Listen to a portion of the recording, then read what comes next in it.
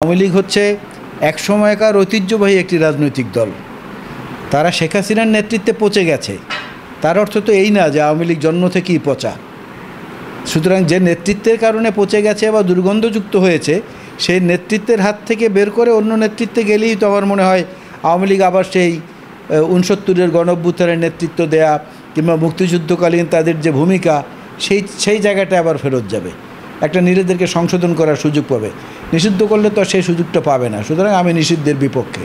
কিন্তু যারা এত বছর ক্ষমতা জোর করে চালিয়েছে, আপনারা কি মনে করেন যে তারা সেই শোধরাবে আবার?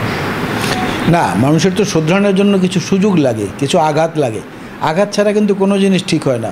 আপনি দেখেন গরম পানি, এই গরম পানির একটা বৈশিষ্ট্য আছে, পানিতে আপনি ডিম ছেড়ে দিলে নরম কুসুমটা শক্ত হয়, আবার শক্ত আলুটা কিন্তু নরম হয়ে যায়, একই জিনিস। সুতরাং এটা সময় পরিবর্তনের সাথে সাথে মানুষ ধাক্কা খেলে অনেক কিছু সংশোধিত হয়। বিএনপি যে পচন সৃষ্টি হয়েছে, বিএনপি মনে করতেছে যদি পচনটা বাড়তে থাকে তো এমন গন্ধ হবে যে এই গন্ধে ভোটাররা কাছেও যেতে পারবে না। বিএনপির সংখ্যা সেখানে মেধা হিসাবে না। মানে এটা দিয়ে কি আপনি বোঝাতে চাচ্ছেন যে নির্বাচন যত দেরিতে হবে তত বিএনপির ভোট কমবে? এর কারণটা কি হলো, তাদের মুখ সম্মোচন হচ্ছে।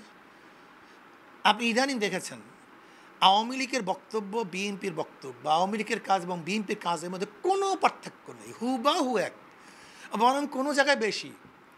একটা উদাহরণ দেই, আপনি কি ভাবছেন 5ই আগস্টের পর এই পর্যন্ত বিএনপি নিজেদের কোন্দলে মানুষ মারা গেছে কত? 120-এর উপরে মনে হয়, কম বেশি।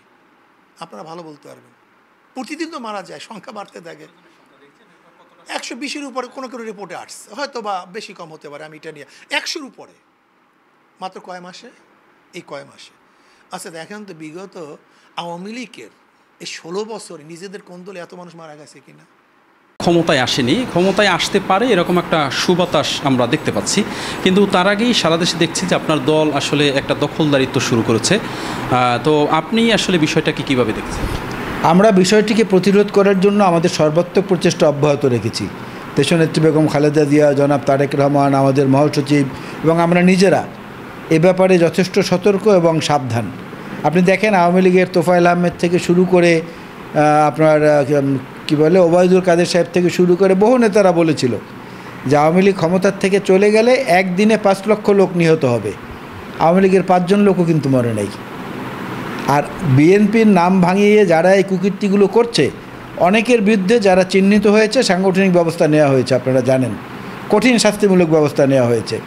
এমনকি আমাদের সাবেক এক মন্ত্রীকে প্রাথমিক সদস্য পদে নামিয়ে দেওয়া হয়েছে ডিমোশন করে, অনেককে বহিষ্কার করা হয়েছে, অনেকের পদ স্থগিত করা হয়েছে।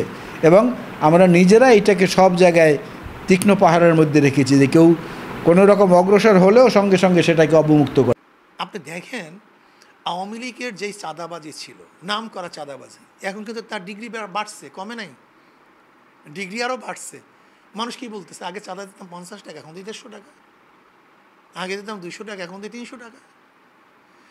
অর্থাৎ বিএনপির সংখ্যাটা হলো ভালো ছাত্র হিসাবে নয়, বিএনপির সংখ্যাটা যে পচনটা ধরছে, সেই পচনটা কোন পর্যন্ত যায় ঠেকবে?